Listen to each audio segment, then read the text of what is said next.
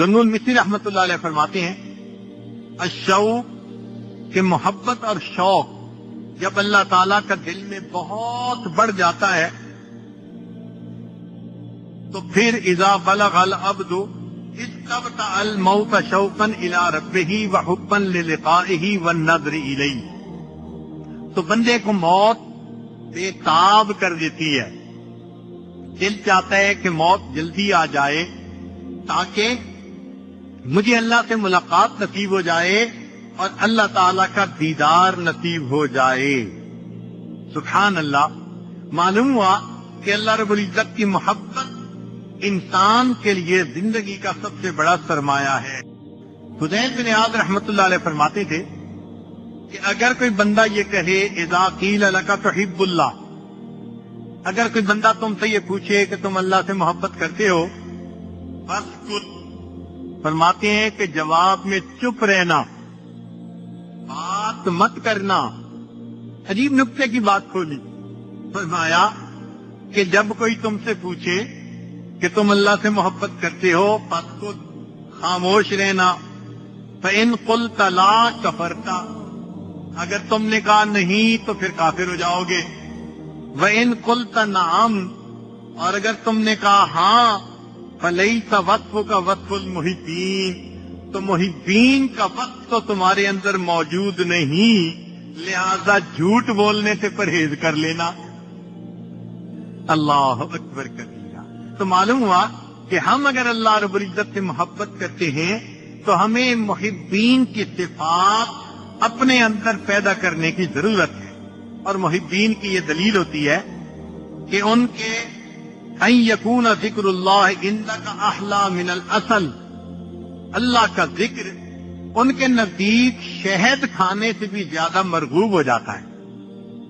اور آج اگر پوچھئے کہ بھئی معمولات کرتے ہیں تو جواب کیا ملتا ہے؟ جی مجھے تو وقت ہی نہیں ملتا، مجھے تو فرصت ہی نہیں ملتی۔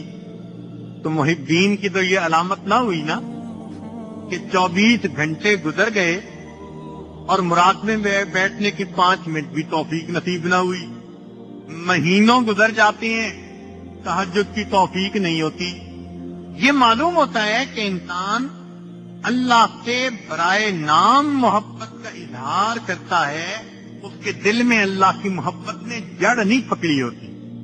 اگر محبت دل میں جڑ پکڑ جائے تو یہ کیسے ممکن ہے کہ انسان پورا دن اپنے رب کو یاد نہ کرے؟ لہذا اللہ رب العزت سے محبت کرنے کے لیے ہمیں چاہیے کہ ہم نیک اعمال دوڑ دوڑ کر کریں اور گناہوں سے اپنے آپ کو بچانے کی کوشش کریں۔ ایک حدیث مبارکہ ہے، قال اللہ تعالی، حدیث قدسی، وجبت محبتی للمتحابین فیہ، جو ایک دوسرے سے محبت کرتے ہوں اللہ کے لیے، اللہ فرماتے ہیں ان پر میری محبت واجب ہو جاتی ہے۔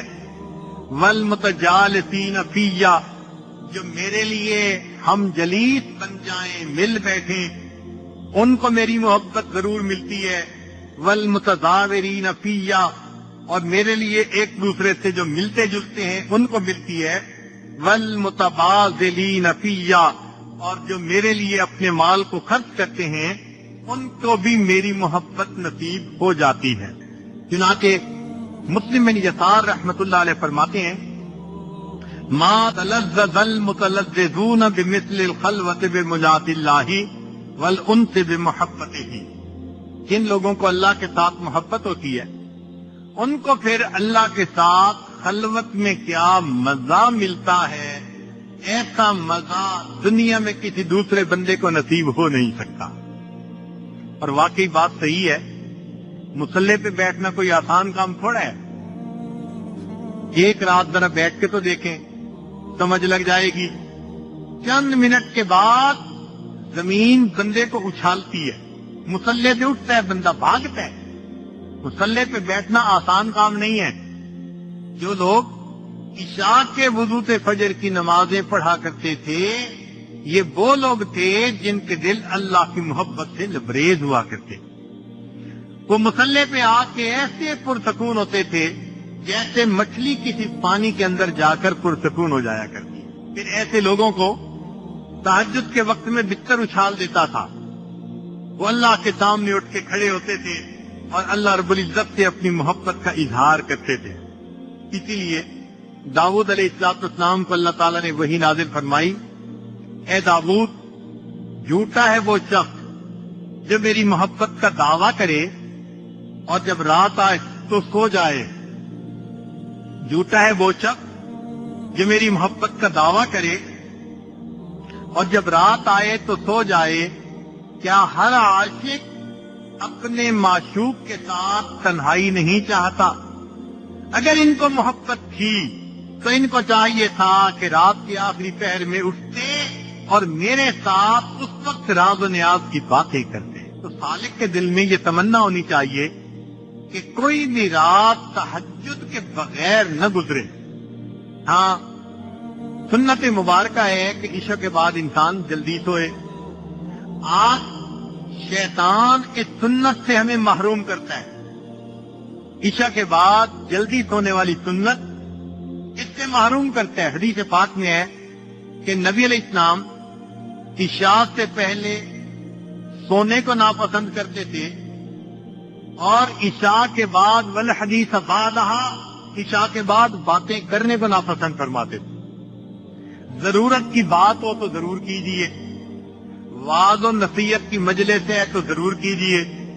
ایک ہوتا ہے گپ شپ. آج عشاء کے بعد لوگ اس طرح فریش ہوتے ہیں جیسے اللہ والے فجر کے بعد پورا دن گزارنے کے لیے فریش ہوا کرتے. کچھ لوگوں کا تو دن ہی عشاء کے بعد شروع ہوتا ہے. اس کو فون ہو رہا ہے, اس کو فون ہو رہا ہے, اس سے باتیں ہو رہی ہیں. اچھا, آج فلاں کارنر پہ کھانے کے لیے چلتے ہیں, آج فلاں پوائنٹ پہ کھانے کے لیے چلتے ہیں. جب رات کا ابتدائی حصہ اس طرح بسر کر دیا گیا تو پھر ایسے لوگوں کو یہ نہیں کہ تہجد کی توفیق ہوتی ہے. نہ, وہ رات کے 1-2 بجے تک تو ان کاموں میں وقت گزارتے ہیں. جب آخری پہر شروع ہوتا ہے آپ غور کریں, سب کے سب سوئے پڑے ہوتے ہیں. شیطان سب کی دے کے سلا دیتا ہے.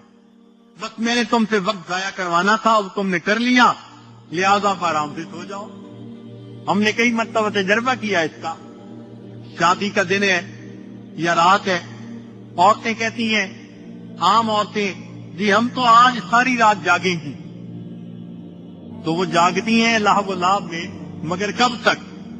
1-2 بجے تک. 1-2 بجے کے بعد سب وہی پڑی ہوتی ہیں. کیا مطلب؟ کہ جب اللہ سے مانگنے کا وقت شروع ہوتا ہے اللہ رب العزت ایسے لوگوں کو فرشتوں کے ذریعے تھپکیاں دے کے سلا دیا کرتے. حدیث پاک میں ہے